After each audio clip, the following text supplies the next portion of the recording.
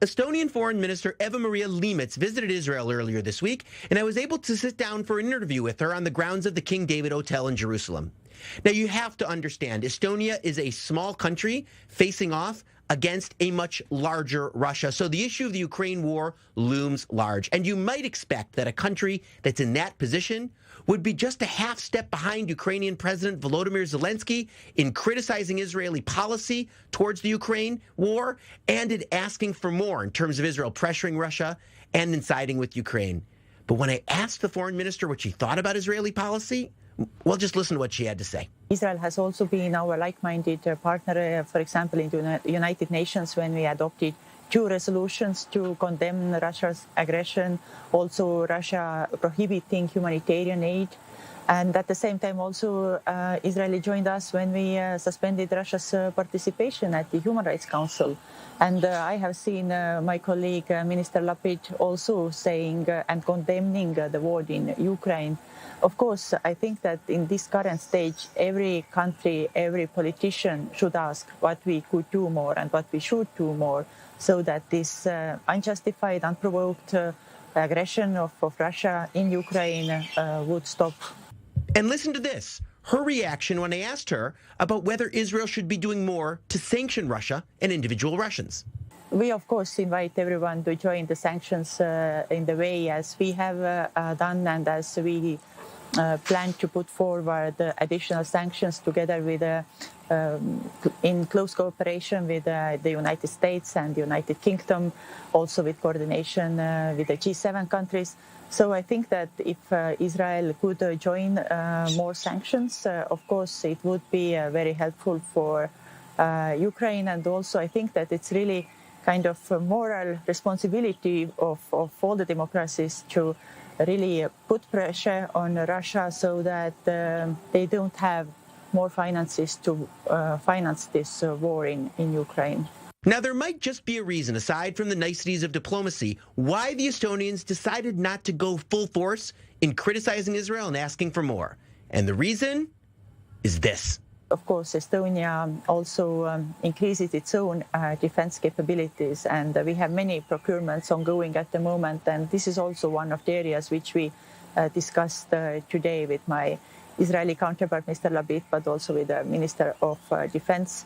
And for us, it's very important that also Israeli industries come to participate in our procurements, because we really have seen that in this very complicated security environment here in Israel, you have very well protected your country, and there are many things for us to be learned. What kinds of weapons are you interested in buying from Israel's military sector? It's also it's a bit difficult to go into the details, but we really are increasing our defense capabilities in different areas in air defense, in maritime defense. So there are really broad scope of areas where we at the moment planning to increase our defense capabilities together with NATO allies. And to me, that's the heart of the matter. Of course, the Estonians would love it if Israel would do more to pressure Russia to help Ukraine. But what's more important for them, what's a higher priority for them, is getting Israeli weapons for Estonia's own defense. Obviously, Estonia cares about the NATO alliance and relies on NATO, but the foreign minister did emphasize, and you just heard it, that they feel like they need independent capabilities as well. For that matter, I also asked the Estonian foreign minister this. Do you feel a sense of vindication that you have been so concerned about this issue of Russia for so long, and only now is it getting the kind of emphasis internationally that Estonia would have wanted to get a long time ago? This is really difficult to talk about the security environment, especially since the mid-2000 in our region, because we have really seen step by step Russia becoming more aggressive.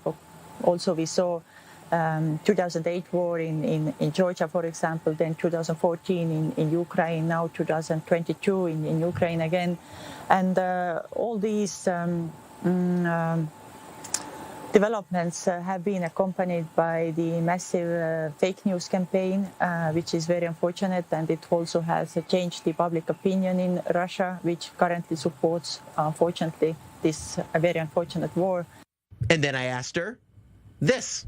Are you scared that you're next on Russia's list? In Estonia, we are very glad and thankful to those who have chosen a democratic path and chose to become a member of NATO and the European Union in 2004. Therefore, we feel secure in Estonia, and we really believe that we are able to protect our democratic society, and of course, we truly hope that we can do it together with other like-minded countries and NATO allies.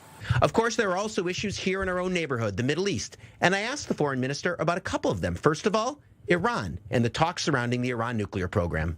Of course, we see it's as a problem that Iran is a destabilizing factor here in the region, and I think that any country who has aggressive rhetoric towards other nations, it's not acceptable.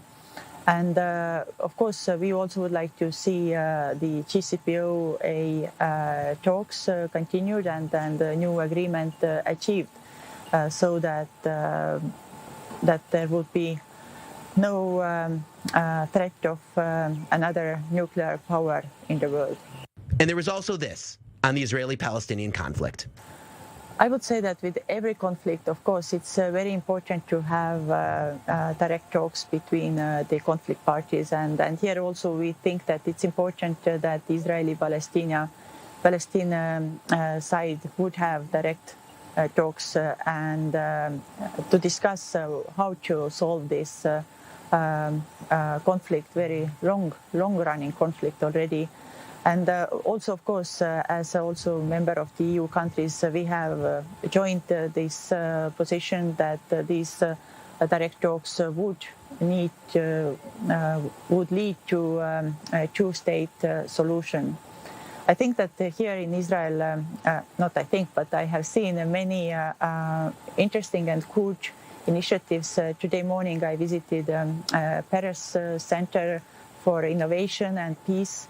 I think that this kind of people-to-people contacts between Israeli and Palestinian people are very important to help to facilitate these peace talks between two governments.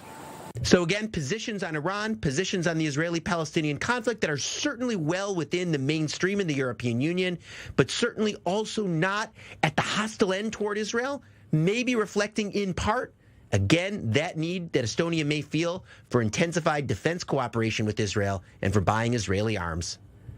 Owen Alterman, i24 News.